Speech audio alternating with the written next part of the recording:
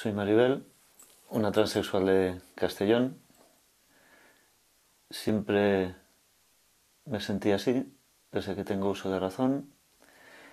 Y bueno, esto es doloroso de contar por los recuerdos que afloran.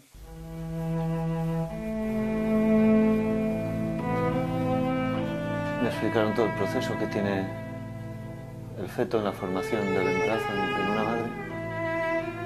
Y bueno, cómo se forman los genitales masculinos en mi caso y el cerebro femenino.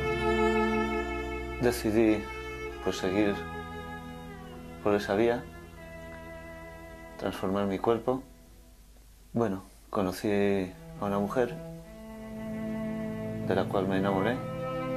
Llegó un momento en que se lo fui a decir lo que me pasaba. Y bueno, ella no lo entendía, no lo aceptaba. Vi que no lo iba a aceptar. Tuve que elegir entre ser Maribel o estar con ella. Y la decisión fue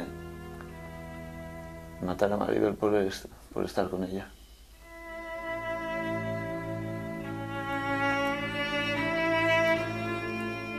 Las cosas que cuesta conseguir, estás un poco más satisfecha de ellas.